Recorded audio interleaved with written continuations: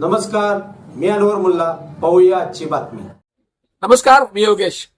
प्रभाग क्रमांक 11 या ठिकाणी सध्या आपण आहोत. इचलकरंजी महानगरपालिकेच्या निवडणुकीची रणधुमाळी सुरू आहे आणि या ठिकाणी नजीर इसाक फकीर यांचा प्रचार जोरदार सुरू आहे. आणि या दरम्यान प्रचारादरम्यान असलेले गौस सहित आपल्यासोबत आहेत. जाणून घेऊया की किंवा त्यांचा या प्रभागातला अनुभव काय आहे, नेमकं काय सांगतात पाहूया.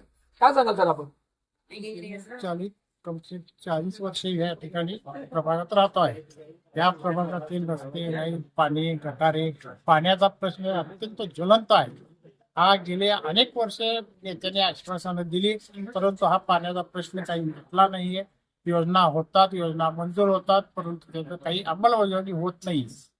गेल्या 95 ते 2000च्या काळामध्ये ज्यावेळी इसाक फकीर नगरसेवक होते, त्यावेळी जे रस्ते झालेले आहेत ते अजूनपर्यंत रस्ते झालेले नाही.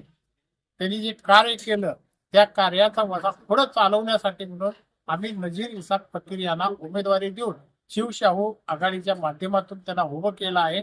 नवा चेहरा असावा या दृष्टिकोनातून त्यांना त्यांच्या कामाचं नियोजन वगैरे सगळं पद्धतशीर असल्यामुळे त्यांना प्रचंड मताने त्या पॅनलच्या सर्व उमेदवारांना निवडून द्यावं. त्यांचं चिन्ह आहे कबशी.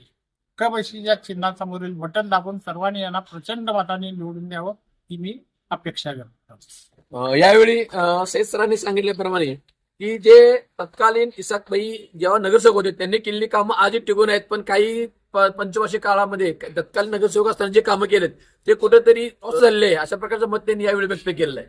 कॅमेरामन अनवर मुल्लासह योगेश पांडव, इचलकरंजी.